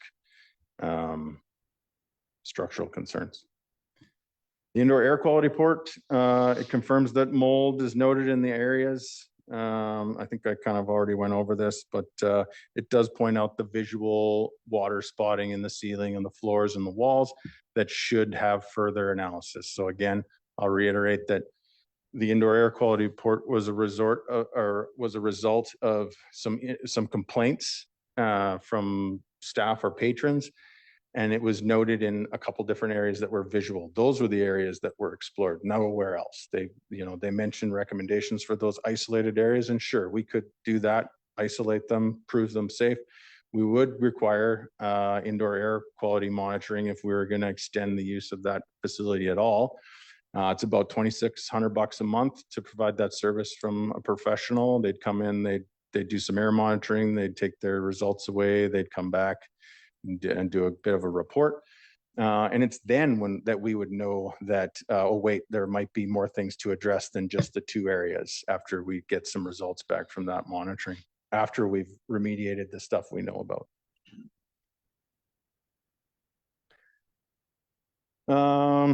Yeah, noted in the report, there's almost $2 million required in the first 1 to 2 years to address those high-risk safety concerns, and that doesn't include the related abatement that comes with addressing those structural concerns. So when the cost of maintaining and operating a facility becomes excessively high compared to a newer, more efficient building, replacement should be considered. And because of the compromised insulation in the walls, ceiling, there is a ton of heat loss occurring. All the doors, as I mentioned in the report, they require replacement, not in the short term. But because of this heat loss and the compromised insulation not doing its job, lack of vapor barrier, there is a ton of icicle buildup on the exterior, and everyone who uses that facility knows that it's there. And my staff estimate that they spend about 80 hours a year removing those icicles from that building. That translates into about $4,000 worth of staff time to address that hazard at the community center. And then the regulatory compliance piece. So if bringing the building up to current building code and regulation requires significant investment, it may be more practical to consider other options. We've got the upper mezzanine that's been flagged as a concern. Emergency lighting needs updating. Rails and stairs aren't to code. And the fresh air supply is noted as needing improvement in the kitchen area with the new makeup air unit. And as I mentioned, the building has no vapor barrier. Is it functionally outdated? Facilities that no longer meet the needs of users, functional needs such as outdated layouts, insufficient space, or an inability to support modern technology may be more cost effective to replace. The kitchen, the capital plan, for example, this year we had a new stove. It's troublesome. It's not ideal for people using that kitchen for catering. We know it needs a new dishwasher. We know it needs a makeup air unit. The user group storage is minimal. It's not ideal in there. Staff equipment rooms are makeshift. We've got some auxiliary spaces that aren't currently being used because they require some investment in order to be utilized and available for rent. And there's some technology that we can't accommodate with our electrical system being as dated as it is. And a couple examples of those is a couple years ago, I tried to source a generator transfer switch for the backup generator there. I was unable to find a switch that would work with our Federal Pioneer panels that they no longer make and make parts for. And then, as I mentioned, the fire alarm system, we can't get parts for as well. The property market value, if it's low and unlikely to increase by investing major renovations, it may not provide that return on investment we're looking for. And expert assessments and consulting with structural engineers and other specialists provide a professional evaluation of the facility's condition and the feasibility of further investment. So we've got a few of those. And specifically, the facility condition assessment provided by a registered professional was noted at 59.4%. And so that's considered poor. 25 to 60%. That's the threshold of being poor. We're 0.6 away from being cost prohibitive to repair. 0.6. When discussing the scope of providing an option analysis as directed by the council with the registered professionals who provided the facility report, they emphasized that facility condition index rating and its cost prohibitive percentage. Other registered professionals I talked with provided some lengthy timelines for preparing that same information in the options analysis. And then lastly, but definitely not least, is the community value and social impact, which is quite clearly huge. Assessing the facility's importance to the community, even if the facility has high maintenance costs, its value might justify further investment due to its social benefits. We have a number of displaced user groups. By my count, it's 390 users. And using Max Turk is not ideal. It remains an option for some, however, not for others, like the Academy. And for some sport groups, the dimensions, they say, don't fit their needs. It's not ideal and doesn't accommodate near the time that they're requesting. We have a joint use agreement with SD5 coming to council here at the end of the month. And we've been able to utilize that. And starting in September, we'll be able to take bookings. The school district uses this facility up till 8 o'clock. They've mentioned they're willing to keep it open later to accommodate some of the displaced users. There's also the weekends that can be utilized, and there is still space available at Max Turk to book. Sorry, Mr. Logan, that's a bit of a change from what we heard in our first community consultation meeting on the can I ask what's changed there? Is it a different conversation we're having with the school district 5 vis-a-vis the use of Fernie Secondary? I'm not sure what conversations you're referring to. Well, when we held our first community consultation meeting, the principal or vice principal of Fernie Secondary was Vice very, principal. very clear that they had no capacity to support displaced user groups. So what has changed? Quite frankly, nothing. That was the opinion of one staff person. She reports to School District 5, which is an employee of theirs. I talked with the Secretary Treasurer of SD5 and I asked him if that was true. And I'll kind of spitball here what I know. Maybe Ms. Hill can fill in the blanks. They essentially closed down the school for 2 months in the summer. That's to perform maintenance. They don't staff it. They also don't staff the person that would coordinate and facilitate the bookings in the summer months. They start in September. So what the school needs to do is they need to develop their schedule starting the beginning of September. They make sure they got all their use dialed in. And then they'll present it to the city for our programs, which are super minimal. You know, our indoor walking program does have an option to go to Max Turk. We could probably figure out something at the arena.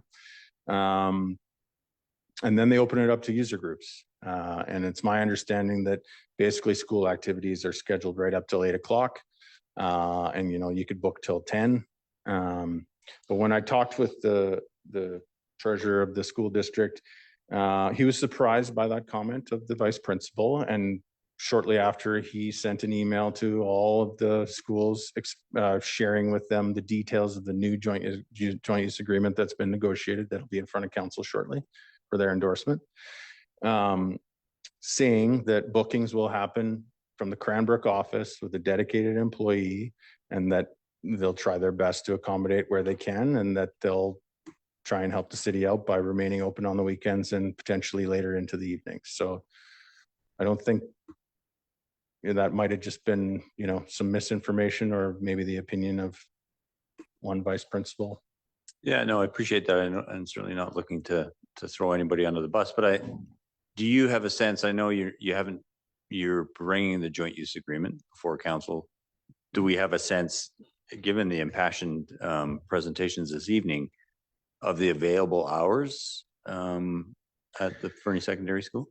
That's probably where a lot of the concern is coming from, because they aren't able to present us with a schedule until September. So as these groups start, you know, planning their activities or taking their registrations or figuring out how they're going to accommodate all these groups or all these participants, yeah, I would be panicking too if I didn't have a schedule from the school district. But that doesn't mean that there's no time available to book, right? That just means they can't book anything until September when the school figures out what they're using. So, I mean, is it going to cover all the time that's needed? Very likely not. But it is one of those things that can be utilized. It's why we have a joint use agreement. That's one of the trade-offs of allowing the school to use city facilities for essentially nothing, right? So this is the trade-off, and it's our turn to reap the benefits of it starting in September. Thank you. Councilor Ramirez. Thanks, Your Worship. Director, can you, like, I know, again, not trying to put you in the spot here, but any sense of how much capacity there is there? Like, can it soak up 50%, 30%, 80%? I honestly can't venture a guess. I haven't seen a schedule because I'm also waiting to see it in September. Right. Okay. I mean, we could probably come back with some more information from some historical schedules from years past. That would be good if you could, Your Worship. Yeah, I agree, Councilor Ramirez. If there was a way to sort of amass those numbers and get a sense, even if we had a sense of time available that was not used by anyone, given that we had a different facility. Ms. Hill. Just to clarify the question, are we looking at how much the school is used? Because that would be a challenge. The school does the bookings. We could ask them for that information. And the challenge right now is they haven't booked anything for September because they don't know. And we don't have access to when the requests go into the school. So we don't know how much time they are able to allocate or how much they're going to allocate at this point. I think the question is, do we have a sense of what time historically has been available for the city to book? And that's something we can ask Yeah, the school district. that would be helpful. Thank Yeah. you.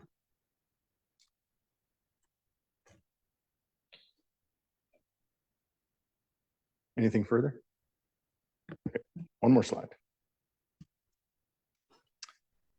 So there's your three options in front of you. In summary, given the information already available, staff believes further analysis would not effectively use limited funds and resources. We've endured similar situations in the past, requiring discomfort and sacrifice to staff, user groups, and the public, while an effective solution is worked towards. The report provides three options for consideration of the council. The first option is supported by staff. Thank you, Mr. Logan. We'll take any additional questions. Councillor Audie Kelly. I'm not sure if this is a question for you, Your Worship, or for Director Logan, but I was given to understand from talking to a couple of the people that are on the working group that they had some potential ideas and things that they've been looking at exploring. And it would be, I think, helpful for council to know how viable some of those things might be in a short-term perspective before we, make an ultimate decision. Yeah, I like that perspective. And actually, as I understand it, they're coming to present at Committee of the Whole next week. So thank you. That's a valuable observation. Other questions or comments? Councillor Hamilton. Not a question, more comment that coming into this meeting, I personally, I'd read the reports, reread them and reread them again, and looking through the emails I've received, and I'm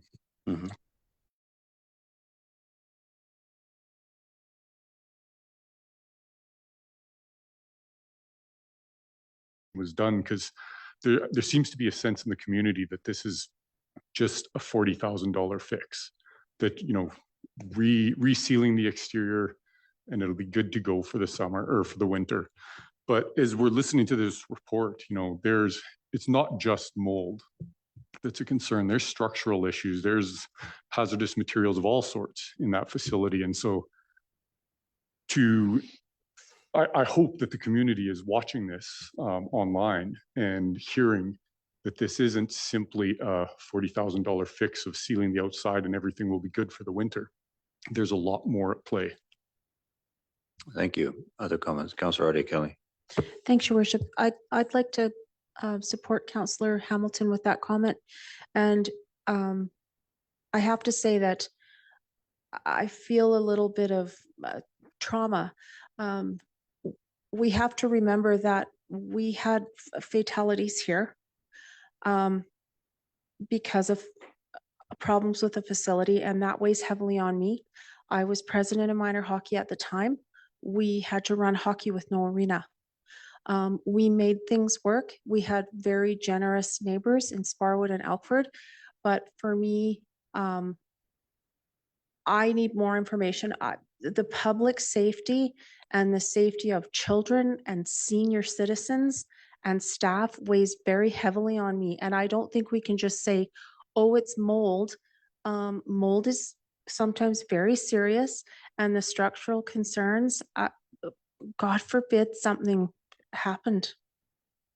Thank you. Yeah, I reflect often on the decision that we made, and it's interesting that folks point out that the expert opinions that we received in these two reports don't suggest closing the facility. Of course they don't. They're leaving that decision to us. And that wasn't a decision that staff made. That was a decision that council made. And we made the right decision. I look at particularly the air quality report. Throughout that report, and sorry, Mr. Logan, that's where it actually sort of highlights that spray foam insulation is known to contain asbestos. But right throughout that report is this cautionary language about people, individuals will react differently to airborne mold. And there was an illusion at the start. Well, it was an illusion. It actually said in the report that people are already suffering shortness of breath in that building, some users. So it was the right decision with the information. And I share Councillor Audia Kelly's perspective that, you know, rereading the reports as I've done in the preparation for this meeting, I don't feel, unless we had a very clear ironclad path forward that made that facility safe, I'm not comfortable putting people in there. Our own workers go in there with respiratory protection, putting a bunch of kids in there to play volleyball with elevated respiration and heart rates. It feels like a disaster in the making. And that would fall on us. It wouldn't fall on staff. It would fall on this council for making that decision. You know, if in any of this, there was a clear path that said it's safe to run that facility through the winter, I think we would all accept that. But without spending a whole bunch more money to determine whether that's the case, I'm not sure we should even be thinking about it. Other comments? Councillor Nixon. Thank you, Worship. You know, I had to think about this a lot, and in 2018, that's the reason why I ran, is because of the 3 fatalities at the arena, which still makes me quite sad.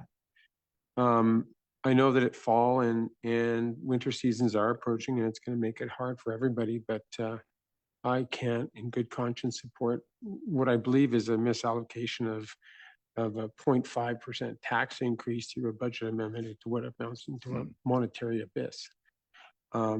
We don't know, throwing $40,000 at this to get another report in 2 months, it's a waste of time and money. I think we need to forge forward and looking at that facility condition index, it's just 0.6% away, and that doesn't count the lead paint and the asbestos and the mold removal. It doesn't. And we need a new building. And I think that if by doing this, if we delay 2 months and then another month for an assessment, I think we're wasting time. So it's a hard decision, and sometimes you have to make hard decisions. So I'll be supporting the path that staff has chosen. Councillor Avenas. Just for clarification, Your Worship, I have to ask this question to Director. If we do go ahead and actually ask for this $40,000 worth report, are there any chances that you will have a surprising outcome that is different from our previous report? Is there any chance that you might find something that will give us an ironclad path forward, like Mayor Milligan just mentioned? If I had a crystal ball, I probably wouldn't be working this job. But it wouldn't be me bringing forward those recommendations or finding that solution. I'll make that clear. That's why we would engage architects, structural engineers, people that can actually develop a plan for mitigating and removing hazardous materials and still providing a safe environment. And, I have I'm talking to a lot of those people, and, one of the businesses was mentioned today by some of the presentations earlier, and they've had a chance to walk through the facility, and I haven't got anything back from them as far as quotes goes.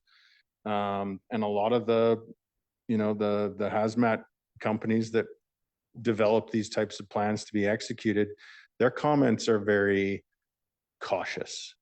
Yeah, we could do this, but we'd want to continue air monitoring because there's a good potential that more problems will persist and you'll have more work to do as far as indoor air quality. So like, there's a lot of red flags for me. At the end of the day, I think a lot of these businesses are in the business of making money, and sure, they'd love to do some work in the community center and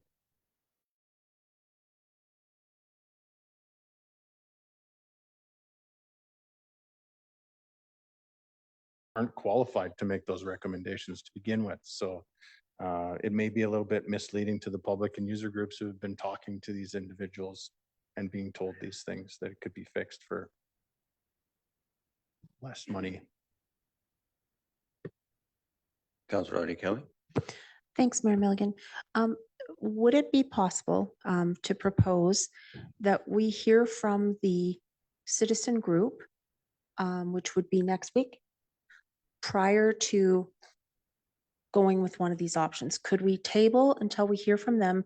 Because potentially, if they come to us with something really viable that could work quickly, we might be better to spend the money on that.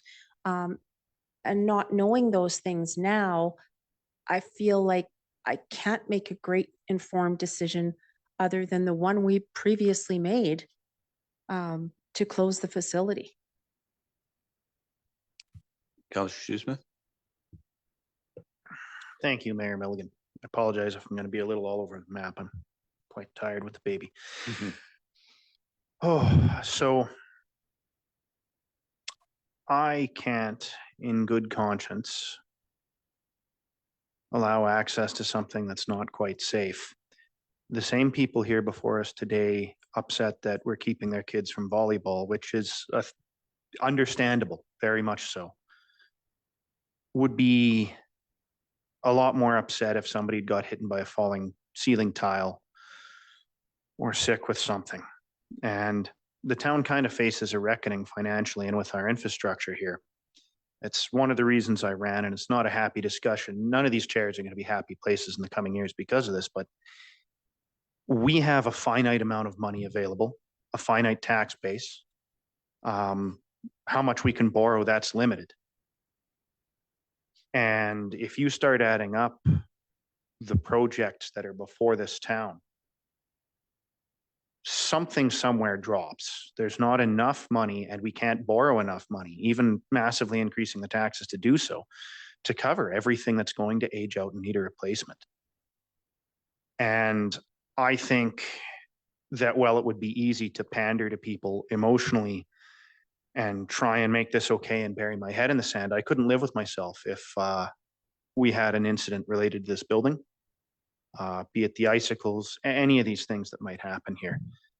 And I think it's folly to burn money and burn money and burn money on a short-term set of solutions in the hopes that it's okay. I've seen firsthand what happens when people try and bury a building's deficiencies with wishful thinking, and it's reality always wins the argument.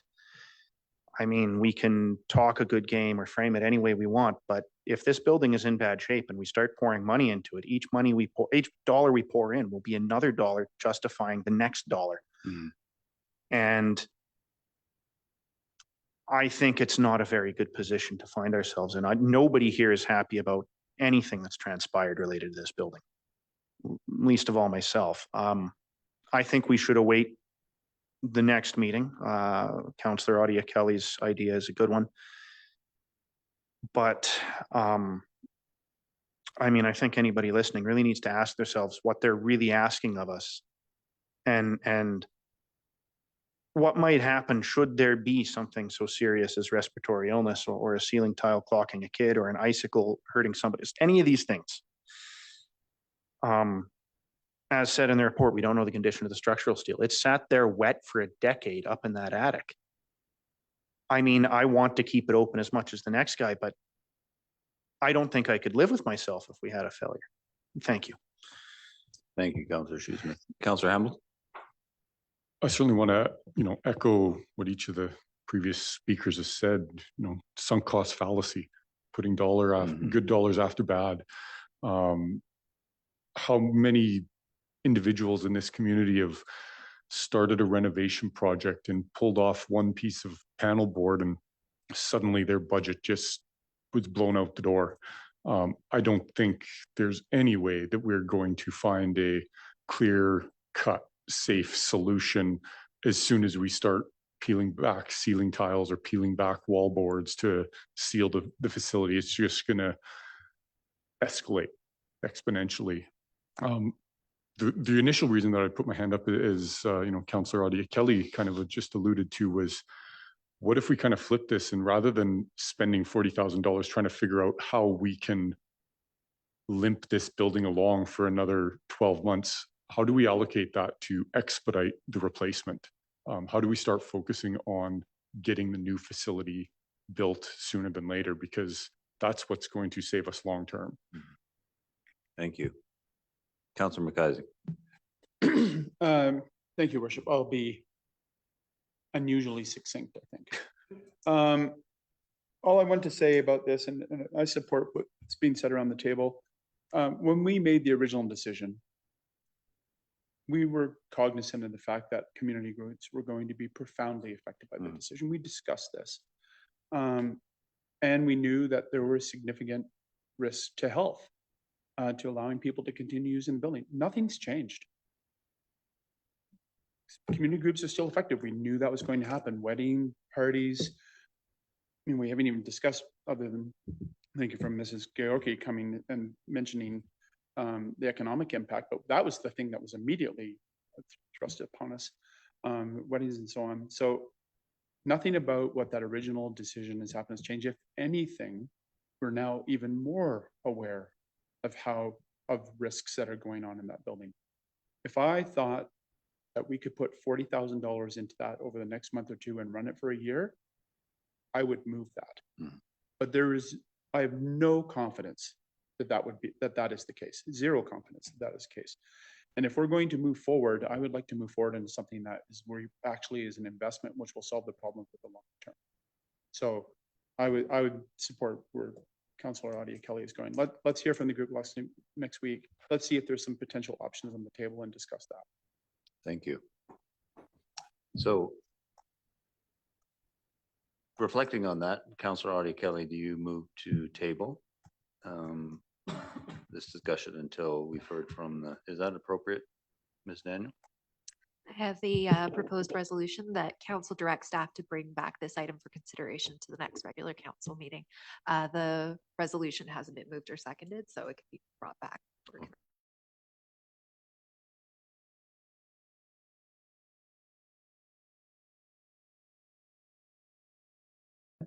Not likely. Twice in one night, that seems, yeah. What I was going to say, just for the record, you weren't unusually succinct. I thought that was fairly succinct for me. Sorry. No. What I wanted to say with regards to the tabling is, I think we should vote on the decision. I think I would like to have the staff recommendation read out, and I think we should vote on it, because I think when we get to next Monday, what we're going to hear is a plan that isn't put $40,000 in the building. We're going to continue to keep the building closed. If we hear something that says reopen the building, we can pass a new resolution that says move forward. But I think we need to be very clear to the community right now. Just delaying it for another week helps nobody. I think we should say that well, at least vote. I don't know how we're going to vote, but I think we should vote on the decision tonight. And I think we should go into next week's meeting looking for an opportunity to try to provide the opportunities for the community groups that they want. But I think should be the focus of that meeting, not whether or not we're trying to resurrect this moribund building. Yeah, I tend to agree. I can't imagine, in terms of the question before us and the current condition of the community center, that anything is going to change between now and next Tuesday. And accordingly, and I acknowledge that I was the one who brought forward the resolution about the options analysis, but having gone back over the reports, I just don't think there is an option, quite frankly. I think that that building is beyond repair unless we're willing to spend a whole pile of money on it And even then, given the unknown condition of the structural steel components, it probably is beyond repair. It'll have to come down. Accordingly, I tend to agree with Councillor McIsaac. Councillor Shoesmith.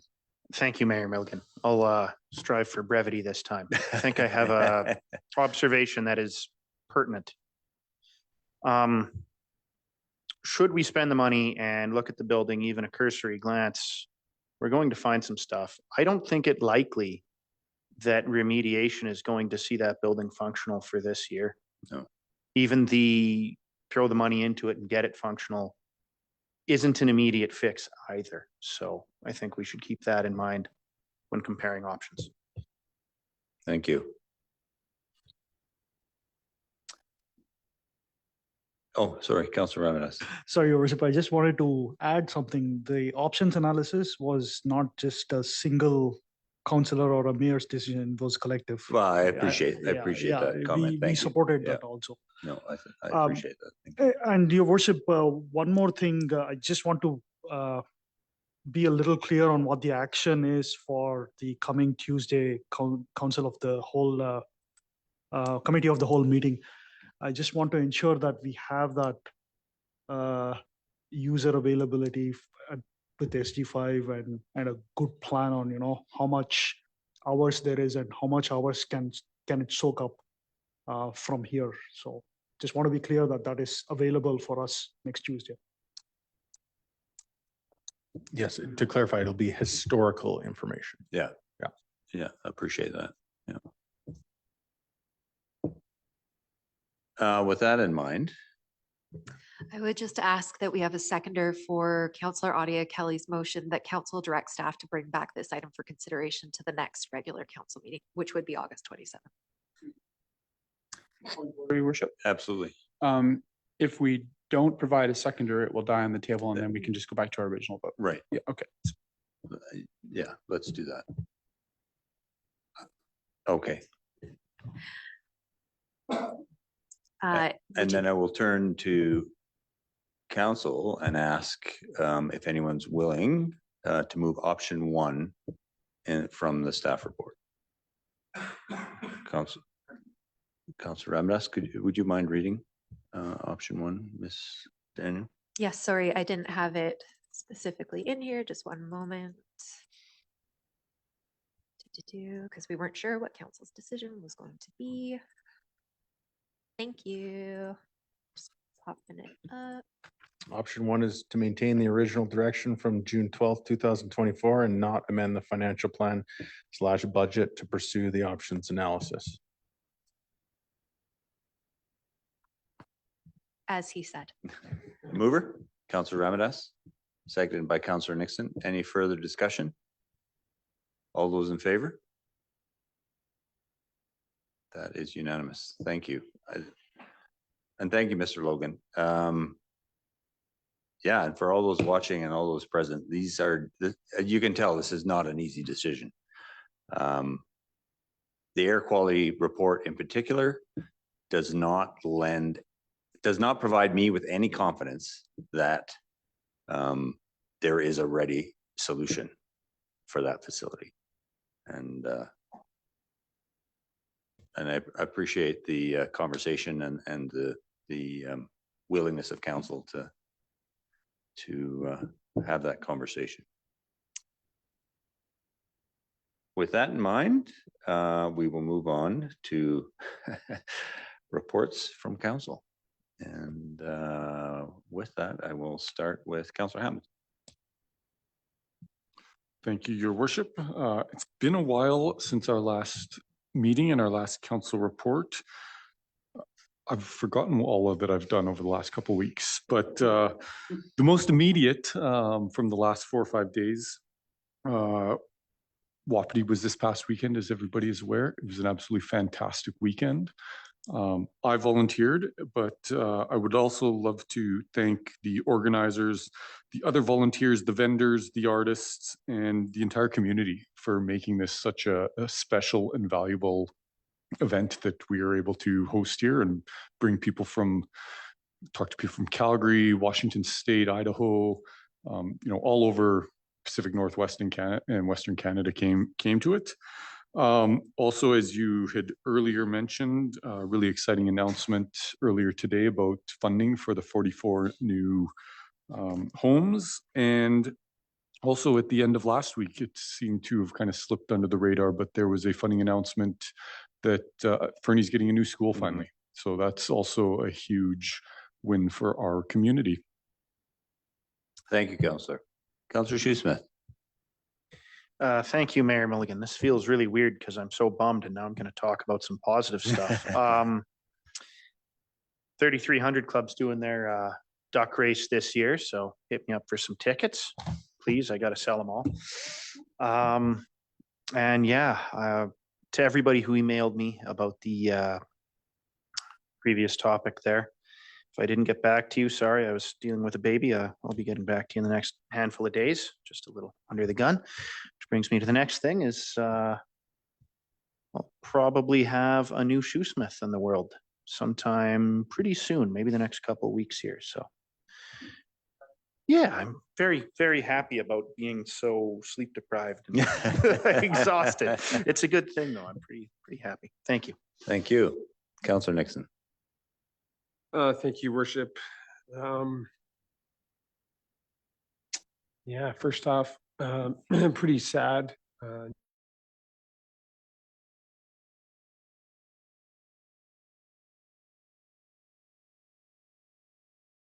our community, it hits hard.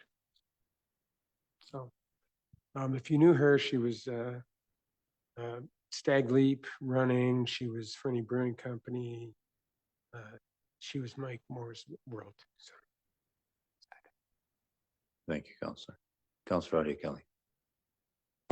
Thanks, Your Worship. I previously mentioned that I attended my first meeting with Tourism Fernie. I'm really excited about them. They're a really well-run organization. They're very action-orientated. They have a long-term vision that they want to share with the community that I think can benefit residents and visitors alike. I'm really looking forward to continuing to liaise with them. I've been attending all the Wednesday socials, supporting between the social and the deck at the Legion to share the wealth of it. Wapiti was great. Volunteered again this year, and it's such a rewarding experience. Very well run organization that does a lot of good in the community.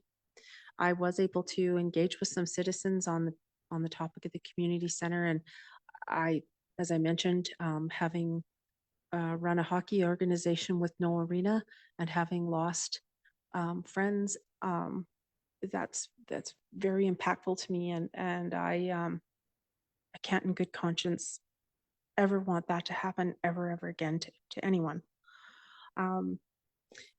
I thank Your Worship for expressing condolences to the Anselmo family. I will really miss Barry very much. And Roseanne, of course, is a very valued member of the community fire hall working group. So condolences to Rose and the Anselmo and Ungaro families. And on a happier note, congratulations to Austin Marasco. He is the Canadian U18 National Archery Champ. So very proud of him and his accomplishments. And thank you.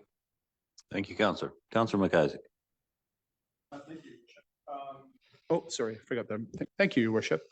Not very much to report. I think the only thing that I really want to mention was on the weekend, I had a chance to have a conversation with a number of evacuees from Jasper who are staying here in Fernie, and they had come out to volunteer at the festival. And it was just a reminder that, this fire season, we've been very fortunate, but at least one other resort mountain town has not, and they've literally lost a third of their community.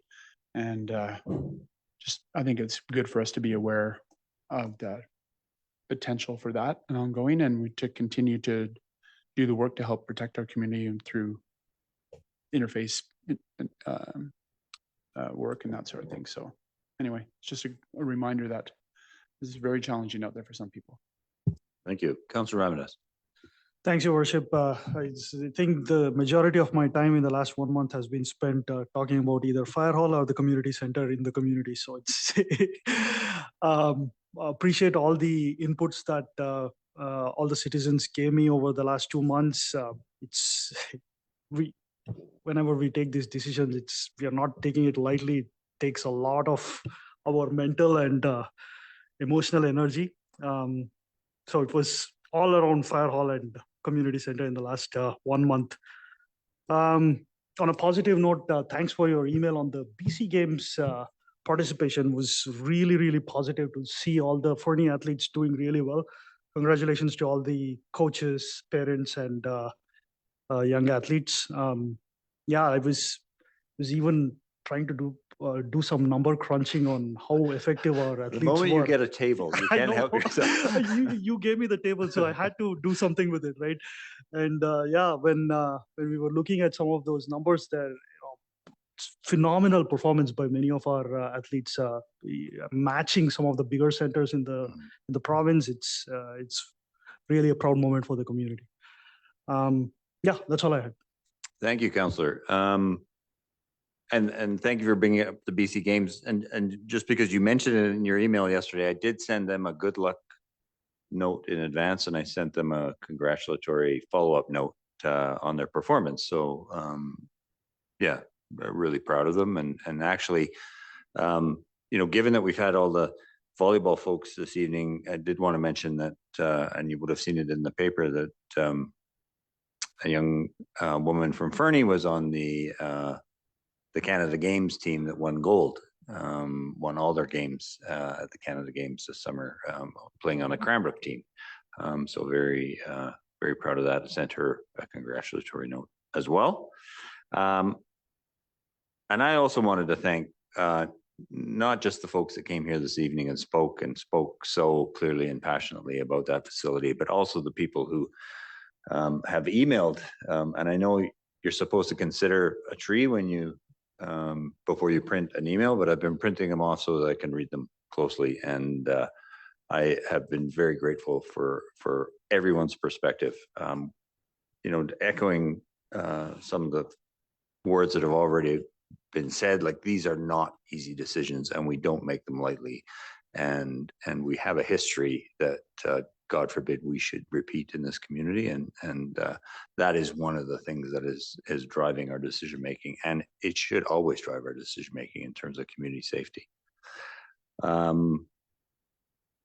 Again, on a more positive note, I wanted to thank our partners in that housing announcement, the Elk Valley Family Society, BC Builds, BC Housing, and the work that staff has done on working with those organizations to land this funding.